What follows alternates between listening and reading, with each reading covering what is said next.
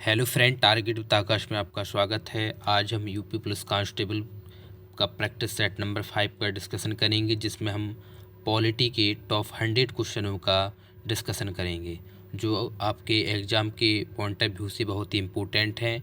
और साथ ही साथ हर एक क्वेश्चन के साथ डिस्कशन करेंगे, जो आपकी परीक्षा के लिए बहुत ही लाभदायक होगा। तो आइए चलते हैं पहले क्वेश्चन पर। पहला क्वेश्चन है, मूल संविधान के कौन से भाग में राज्य लोक कल्याण की संकल्पना सम्मिलित की गई है? ऑप्शन इस प्रकार हैं: संविधान की प्रस्तावना में, संविधान की चौथी अनुसूची में, संविधान की तीसरी अनुसूची में, या राज्य के नीति निर्देशक तत्व में। तो इस कौन से भाग में राज्य लोक कल्याण की संकल्पना सम्मिलित है? तो इसका हो जाएगा आपका राइट आंसर DPSP, राज्य के नीति निर्देशक तत्व। अगला क्वेश्चन है, भारतीय संविधान में नीति निर्देशक तत्वों के समावेश का उद्देश्य क्या है? तो नीति निर्देशक तत्वों की समावेश का उद्देश्य है आपका ऑप्शन सी, सामाजिक और आर्थिक लोकतंत्र। अगला क्वेश्चन है, भारतीय संविधान के किस आर्टिकल में समान न्याय एवं निःशुल्क विधिक सहायता का प्रावधान है?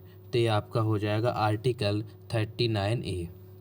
भारतीय संविधान के किस अनुच्छेद में राज्य को ग्राम पंचायत के संगठन का निर्देश दिया गया है? तो राज्य के जो ग्राम पंचायत है वो आपका आर्टिकल 40 में है। एक व्यक्ति ग्राम पंचायत की सदस्यता के लिए चुनाव लड़ना चाहता है, उसकी उम्र कितनी होनी चाहिए? तो ग्राम पंचायत के चुनाव के लिए आपकी उम्र होनी चाहिए 21 वर्ष या इससे ऊपर।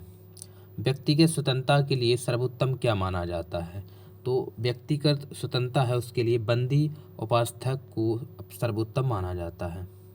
14 वर्ष के कम वर्ष की उम्र को जोखिम भरे काम पर ना लगाना किस अधिकार के प्रति संरक्षण है? तो हो जाएगा आपका ऑप्शन ए, शोषण के विरुद्ध। भारत के संविधान के किस अनुच्छेद में लिखा है कि 14 वर्ष से कम आयु का बालक किसी भी फैक्ट्री या खाने में कोई जोखिमपूर्ण कार्य या रोजगार में कार्य नहीं करेगा? राइट आंसर हो जाएगा option A, article 24। Next question है, निम्नलिखित में से किस कानूनी अधिकार प्राप्त है? तो कौन सा आयोग है जिसे कानूनी अधिकार प्राप्त है? ऑप्शन बी, निर्वाचन आयोग। मूल कर्तव्यों का वर्णन संविधान के किस आर्टिकल में है? तो राइट आंसर हो जाएगा ऑप्शन सी, आर्टिकल 51 का में। और जो मूल कर्तव्य है वो कहाँ से लिए गए? आपके रूस से लिए गए। राष्ट्रपति का चुनाव का निर्णय कौन करता है? ऑप्शन ए, सर्वोच्च न्यायालय। राष्ट्रपति की मृत्यु होने या इस्तीफा देने पर राष्ट्रपति कार्यालय के कार्यभार का पालन उपराष्ट्रपति कब तक करते हैं? तो अधिकतम 6 महीने की अवधि तक, क्योंकि 6 महीने के अंतर्गत चुनाव होना अनिवार्य है आपका। प्रधानमंत्री कैसे बनाया जाता है? निर्वाचन के द्वारा, नियुक्ति के द्वारा, मनोनयन के द्वारा, या भर्ती के द्वारा? तो प्रधानमंत्री की नियुक्ति होती है, तो हो जाएगा option C, will be correct answer.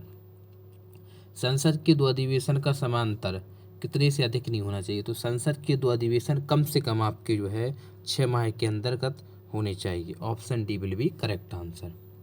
Lok Sabha का सत्र एक वर्ष में न्यूनतम कितनी बार बुलाया जाता है? कम से कम 2 बार, अधिक से अधिक हो सकता कुछ भी, 2 बार तो होना ही चाहिए आपका।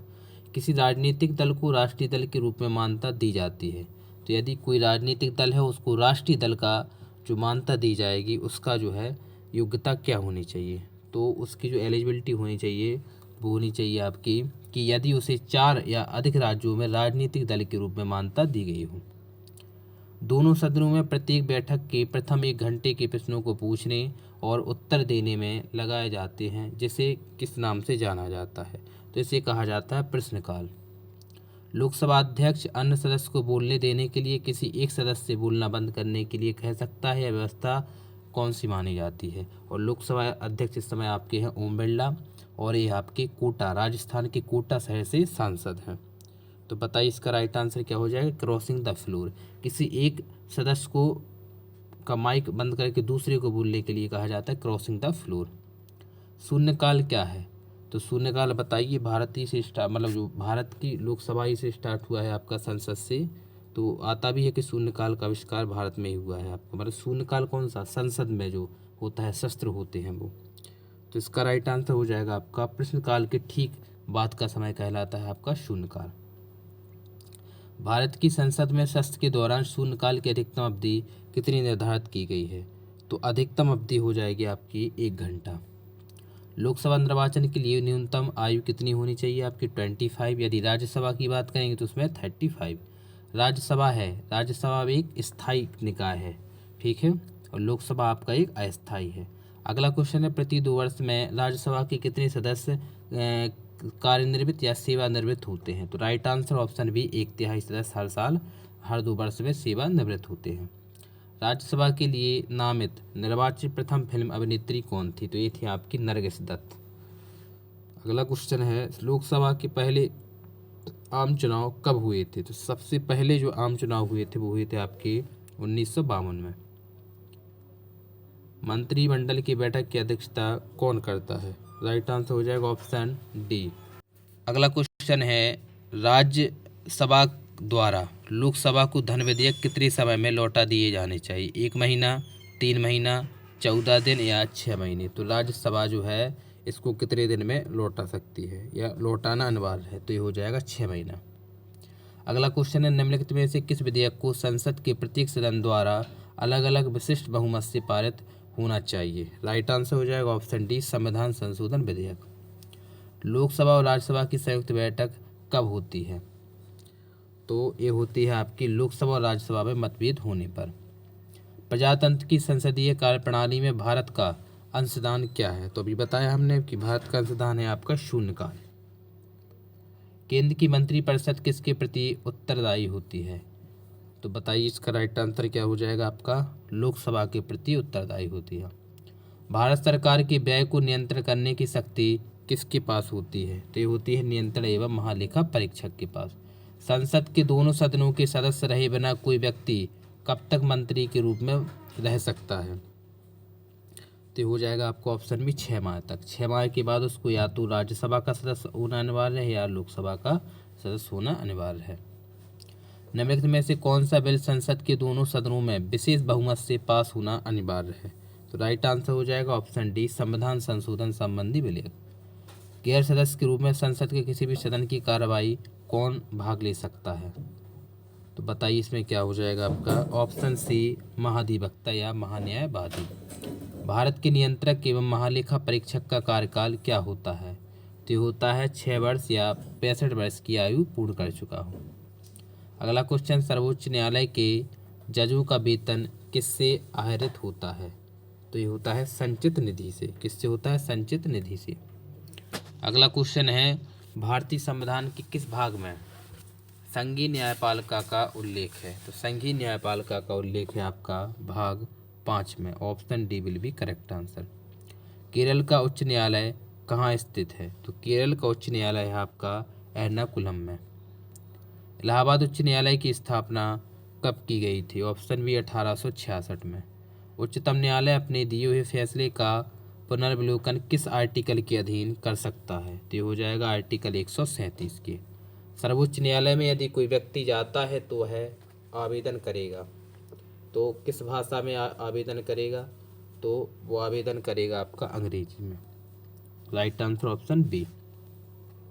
किसी कैदी को न्यायालय के समक्ष प्रस्तुत करवाने के लिए किस लेख या किस रिट की आवश्यकता पड़ती है? तो न्यायालय के समक्ष प्रस्तुत करने के लिए जो 5 रिट है उसमें से कौन सी की आवश्यकता होती है?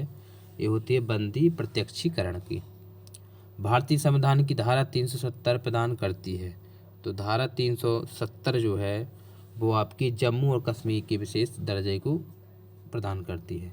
संविधान के किस आर्टिकल में, जो हटा दिया गया है, संविधान के किस आर्टिकल में कहा गया है कि प्रत्येक राज्य प्राथमिक स्तर पर मातृभाषा में शिक्षा प्रदान करने के लिए पर्याप्त सुविधाएं उपलब्ध कराएगा? तो किस आर्टिकल के तहत? ये हो जाएगा आर्टिकल 350 का। कार्यपालिका न्यायालय का पृथक्करण का सिद्धांत संविधान के किस भाग में वर्णित है? ऑप्शन सी, नीति निर्देशक तत्व में। निम्नलिखित में से किस राज्य ने उर्दू को राजकाज के लिए भाषा के रूप में अंगीकृत किया गया है? तो ये हो जाएगा जम्मू कश्मीर। भारत की किस राज्य की राज्यपाल बनने वाली पहली महिला थी? तो पहली महिला थी आपकी सरोजनी नायडू, उत्तर प्रदेश की। गवर्नर द्वारा जारी किया गया अध्यादेश किसके द्वारा मंजूर किया जाता है? तो ये मंजूर किया जाता है आपका ऑप्शन सी, विधानमंडल के द्वारा। भारतीय संविधान किसको हटाने की व्यवस्था प्रदान नहीं करता है? तो भारतीय संविधान में से बताइए किसको नहीं हटा सकता है, तो ये हो जाएगा आपका ऑप्शन डी, राज्यपाल। भारतीय राज्य की पहली महिला मुख्यमंत्री कौन थी, तो ये थी आपकी सुचेता कृपलानी। किस वर्ष सिक्किम भारत का 22वां राज्य बना था, तो ये बना था आपका 1975 में। राज्यपाल राज्य में किसका प्रतिनिधित्व होता है, तो होता है आपका राष्ट्रपति का। पंचायत स्तर पर राज्य सरकार का प्रतिनिधित्व कौन करता है, ऑप्शन ए, ग्राम सेवक। विधान परिषद का सदस्य बनने के लिए निर्धारित आयु कितनी होनी चाहिए, तो विधान परिषद का सदस्य बनने के लिए आपको 30 वर्ष की आयु होना चाहिए। विधानसभा के दो सत्रों के बीच का अंतराल कितने दिनों का होता है, ऑप्शन ए, 6 माह का। भारत में सर्वप्रथम सामान्य चुनाव आयोजित हुए थे, तो कब हुए थे सामान्य चुनाव, 1951 से 52 के बीच। भारत का मुख्य निर्वाचन आयुक्त का पद अपना पद धारण करता है कितने वर्ष के लिए, 6 वर्ष के लिए या 6 वर्ष के लिए 65 वर्ष की आयु, इनसे कोई भी एक होना चाहिए आपका। तो हो जाएगा आपका इसका राइट आंसर क्या, ऑप्शन सी, 6 वर्ष के लिए या 65 वर्ष की आयु। भारत में पहली बार राष्ट्रीय आपातकाल घोषित कब किया गया था, तो पहली बार किया गया था 1962, जब अपना चाइना के साथ युद्ध हुआ था। राष्ट्रपति शासन प्रथम बार कितने दिनों तक के लिए लगाया जाता है, प्रथम बार में 6 माह के लिए। राज्यों में राष्ट्रपति शासन संविधान के किस आर्टिकल के तहत लगाया जाता है, तो लगाया जाता है आर्टिकल 356 के लिए, इमरजेंसी जब हो। संविधान की किस आर्टिकल में संसद को संविधान में संशोधन करने का अधिकार प्रदान किया गया है, तो संसद को संविधान में संशोधन करने का अधिकार आपका दिया गया है आर्टिकल 368 में। गोवा राज्य का पूर्ण निर्माण किस संविधान संशोधन के द्वारा हुआ था, ते हुआ था आपका 56वें संविधान संशोधन। किस संविधान संशोधन द्वारा 6 वर्ष और 14 वर्ष के बीच सभी बच्चों के लिए शिक्षा को मूल अधिकार बनाया गया था, ऑप्शन ए, 86वें संविधान संशोधन। विदेशी के सभी राजदूतों या कमिश्नरों का परिचय पत्र किसके द्वारा प्राप्त किया जाता है, ऑप्शन सी, राष्ट्रपति के द्वारा। चतुर्थ स्तंभ फोर्थ स्टेट शीर्षक पद का प्रयोग निम्नलिखित में से किस इंगित करता है, तो ये प्रेसेज जो होता है, जो चौथा स्तंभ कहा जाता है वो कहा जाता है प्रेस और समाचार पत्र को। सामाजिक सुरक्षा और सामाजिक बीमा किस सूची में शामिल है, तो यह है आपके ऑप्शन ए, समवर्ती सूची में। संविधान में संघ की राजभाषा के रूप में हिंदी को कब मान्यता प्राप्त हुई थी, ऑप्शन ए, 1947। रेलवे को किस सूची के अंतर्गत रखा गया है, तो संघ सूची के अंतर्गत रखा गया है। सूची कितने प्रकार की होती है, 3 प्रकार की, संघ सूची, राज्य सूची और समवर्ती सूची। संघ में होता है केंद्र के अंतर्गत शक्तियाँ, राज्य में राज्य के अंतर्गत होती हैं और समवर्ती में दोनों आते हैं। भारत में योजना आयोग की स्थापना कब की गई थी, तो योजना आयोग की बात करेंगे तो 1950 में। नीति आयोग का पदेन अध्यक्ष कौन होता है, भारत का प्रधानमंत्री। योजना आयोग किस तरह की एक संस्था है, तो योजना आयोग आपकी जो है परामर्शदात्री संस्था है। केंद्र और राज्य में राजस्व के वितरण में सबसे महत्वपूर्ण भूमिका निम्नलिखित में से कौन निभाता है, ये निभाता है वित्त आयोग। लोक लेखा समिति अपनी विशेष रिपोर्ट, वार्षिक रिपोर्ट किसे पेश करती है, तो ये करती है आपकी लोकसभा को। नियंत्रक एवं महालेखा परीक्षक के कार्यों की निगरानी कौन समिति द्वारा की जाती है, तो ये की जाती है लोक लेखा समिति के द्वारा। 1948 में सरकार द्वारा भाषा के आधार पर राज्यों का पुनर्गठन हुआ और प्रथम आयोग के प्रमुख कौन थे, सबसे पहले अगर बात करें तो हो जाएगा आपका एस के धार। चुनाव के दौरान सभी चुनाव प्रचार रोक दिए जाते हैं, तो बताइए, ये रोक दिए जाते हैं आपके वास्तविक मतदान के 48 घंटे पहले आपका प्रचार बंद हो जाता है। पंचायती राज की त्रिस्तरीय समिति का गठन किसके द्वारा किया गया था, एक किया गया था बलवंत राय समिति के द्वारा। संयुक्त राष्ट्र संघ की राजभाषाएं क्या है, तो 5 जो भाषाएं स्थायी भाषा हैं तो कौन कौन सी हैं वो आपकी अंग्रेजी, फ्रेंच, चीनी, रूसी, अरबी, स्पेनिश। अगला क्वेश्चन है आपका संयुक्त राज्य की स्थापना कब हुई थी, तो ये हुई थी 24 अक्टूबर 1945 को। यूएनए का मुख्यालय कहाँ है, तो यूएनए का जो मुख्यालय है वो है आपका जेनेवा, स्विट्जरलैंड में। अंतर्राष्ट्रीय न्यायालय कहाँ है, तो अंतर्राष्ट्रीय न्यायालय है आपका द हेग में। अगला क्वेश्चन है वर्ग रहित समाज की संकल्पना किसने की थी? तो ये की थी आपकी कार्ल मार्क्स ने। भारत संविधान को कितने भागों में विभक्त करता है? तो ये करता है 22 में। प्रारूप समिति की सम्मुख प्रस्तावना किसने प्रस्तुत की थी? तो अगर प्रारूप समिति की बात करें तो प्रस्तावना की थी आपकी जवाहरलाल नेहरू ने। अगला क्वेश्चन है, अब तक प्रस्तावना में कितनी बार संशोधन किए गए हैं? तो प्रस्तावना में केवल एक बार ही संशोधन किया गया है। अगला क्वेश्चन है, नए राज्यों के निर्माण और वर्तमान राज्यों की सीमा बदलने की शक्ति किसके पास है? तो ये है आपकी संसद के पास। तो ये आज आपके पॉलिटी के 100 क्वेश्चनों का डिस्कशन हुआ। आप जानते हैं कि यूपी पुलिस हुआ तो इसमें कांस्टेबल के पेपर में जो 37 क्वेश्चन जीएस के आते हैं उनमें सबसे ज़्यादा जो रहता है आपका पॉलिटी के क्वेश्चन देखने को मिलते हैं 8 से 9 क्वेश्चन। ठीक है, तो आशा करता हूँ आपको यह वीडियो अच्छा लगा होगा। जय हिंद।